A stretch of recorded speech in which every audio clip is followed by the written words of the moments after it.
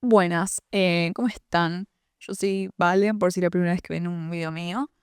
Hoy voy a hablar de una obra de teatro que es Prohibido suicidarse en primavera, de Alejandro Casona, que si ustedes no es la primera vez que ven un video mío, saben que no me gustan mucho las obras de teatro, no soy tanto de leer ese tipo de cosas. Me gustó una sola en la historia, que es Casa de Muñecas.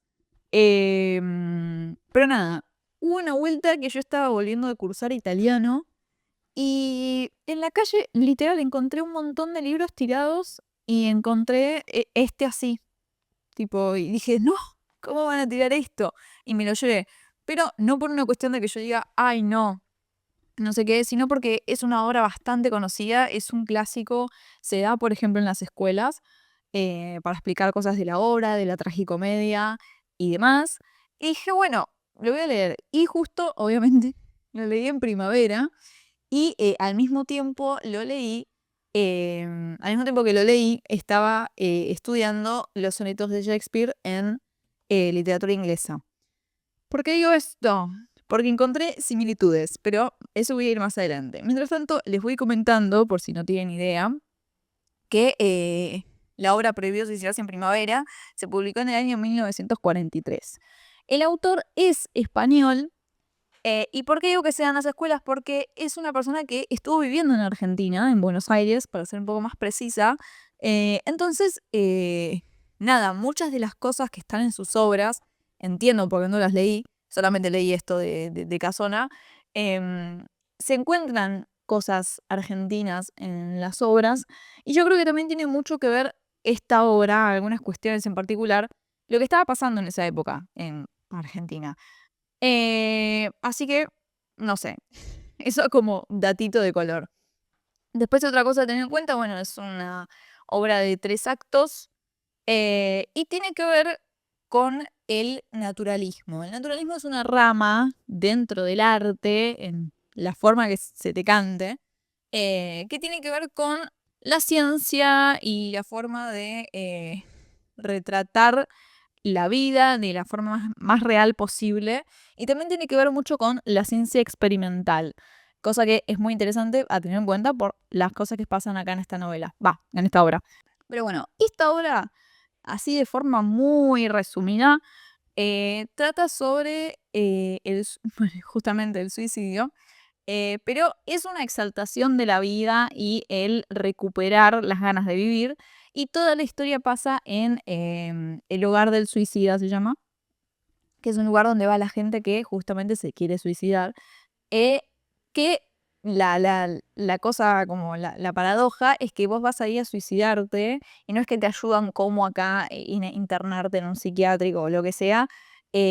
Ahí no, ahí te ayudan a suicidarte y o sea, tenés dentro del hogar un montón de habitaciones con cosas diferentes por si te querés morir ahogado, podés.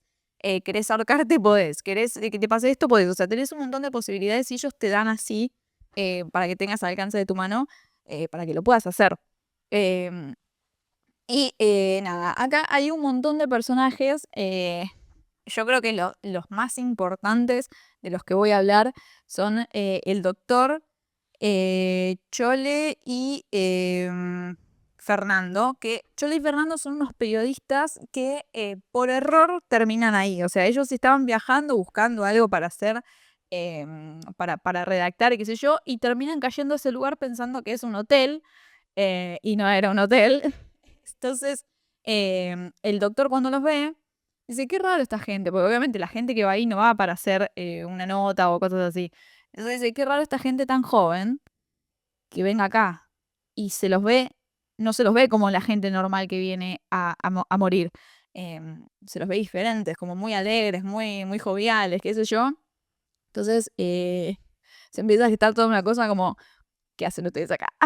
Pero bueno, acá hay obviamente un montón de personajes que yo no los nombro ahora, pero que tienen que ver eh, mucho lo que les pasa a ellos y que hay algunas cosas que dicen que son interesantes, pero no las voy a tratar en este video, porque a mí me llamó la atención esta obra desde otro punto de vista, em, que aparte me parece muy como simplista reducir esta obra a que es solamente que no te suicides y que hay siempre maneras de salir y de querer volver a vivir. O sea, para mí es mucho más que eso, tiene un montón de cosas y, por ejemplo, en la página 17, yo creo que es como lo más fundamental cuando digo que retrata lo que está pasando en Argentina, que tiene que ver con la ciudad, qué es vivir en la ciudad, cómo se vive en la ciudad y demás. Y por ejemplo, el doctor habla con Alicia, que es una chica que está ahí, una señora,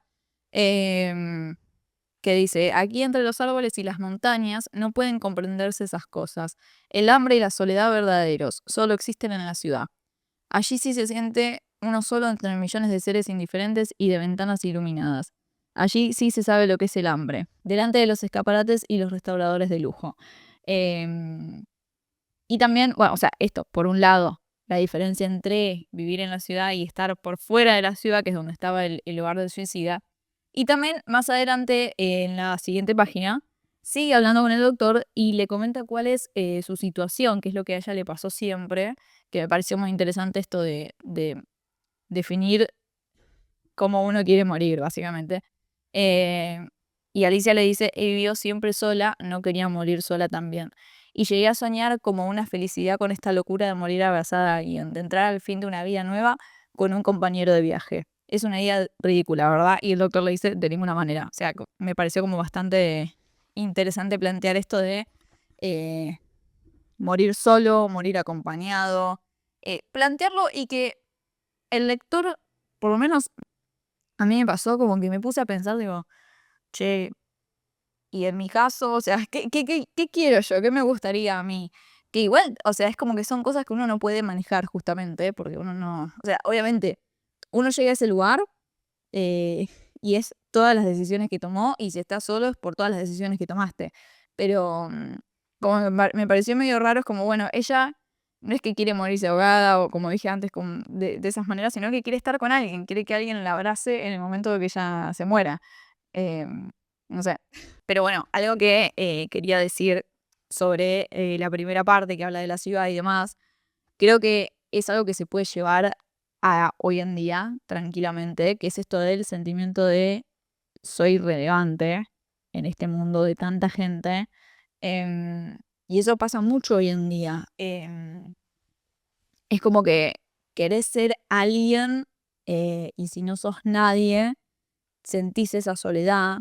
eh, y que yo siento que hay un montón de cosas que están un poco impuestas también, pero que, nada, eso que pasaba en el 40 y pico, pasa hoy también.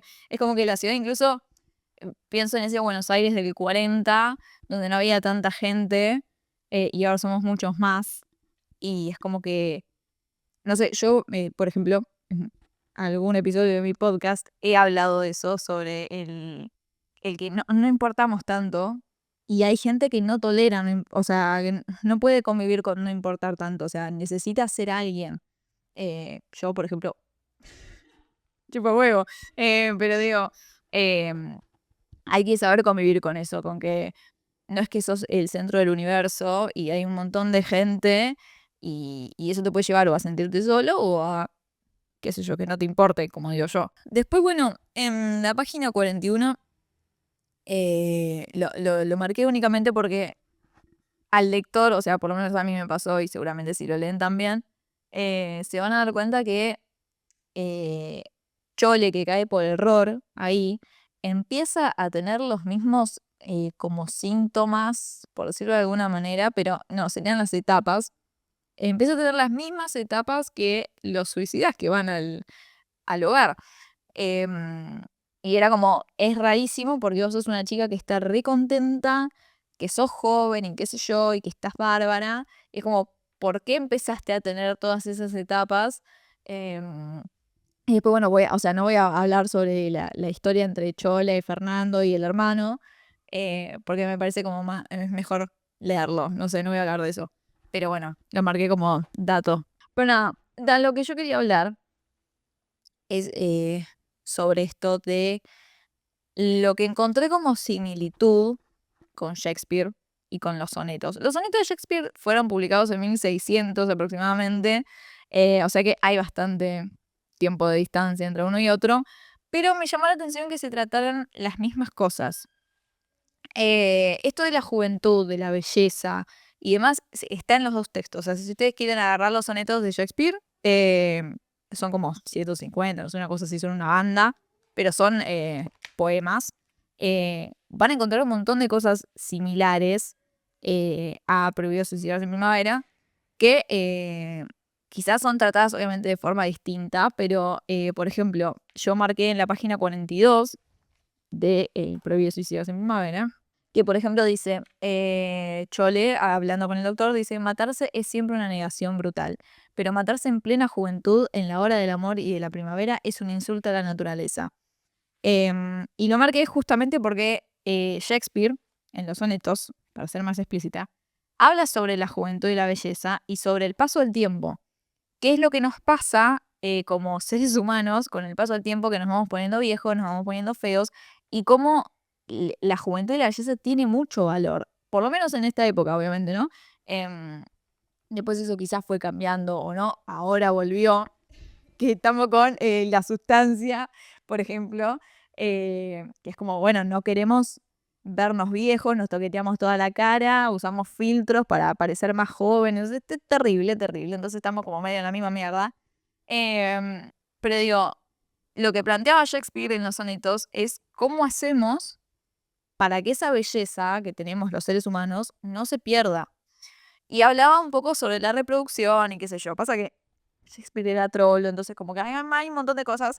Eh, si les interesa un día, hablo de los sonetos de Shakespeare. Pero digo, me pareció muy loco encontrar esas cosas en común. Porque acá estamos hablando de no te podés matar siendo joven, porque sos joven. Solamente por eso, porque sos joven y bello, porque la juventud va de la mano con la belleza, aparentemente. Entonces, como que si te matás es una atrocidad. No solamente para la naturaleza, Shakespeare se pone como loco si te matás siendo joven, básicamente. Y después, bueno, justamente hablando de naturalismo y demás, obviamente Alejandro Casona usa un montón de recursos hablando de la naturaleza, de las flores, de qué sé yo, para hablar justamente de la juventud, la belleza, el paso del tiempo y también de la esperanza, cosa que me parece un análisis acertado. Decir, bueno, ¿por qué es la primavera? No solamente juventud y demás. ¿Y qué pasa con la primavera? La primavera es el florecer de la naturaleza después del invierno frío, seco y demás, que está como más relacionado con la tristeza. Entonces, es como que la primavera se relaciona con la juventud, con la vida, etc. Se entiende lo que estoy diciendo. Pero eso, me pareció como interesante más allá de, bueno, sí, vamos a tratar el suicidio y que no hay que morirse y que, y no sé, en realidad está hablando de la juventud y la belleza, o sea, no te podés matar siendo joven. Que era, bueno, una de las cosas que planteaban en el 1600. Pero bueno, eso. Me pareció muy interesante, es una obra muy cortita, se lee muy rápido, así que vengo a recomendar eso. Si les gustan las obras de teatro, recomiendo mucho esta. Obviamente el mejor momento para leerla es la primavera, porque es como que te sentís en el mismo ambiente, pero nada, siento que en el verano se puede leer también tranquilamente, así que nada. Si la leyeron, coméntenme qué les pareció la obra. Si se le hicieron leer en el colegio, por ejemplo, sé que hay gente que sí, a mí no. A mí no me tocó. Pero bueno, eso. Espero que si no lo leyeron les dé ganas de leerlo. Si lo leyeron, como dije, coméntenme. Y nada, eso. Volveré la semana que viene con otro video. Adiós.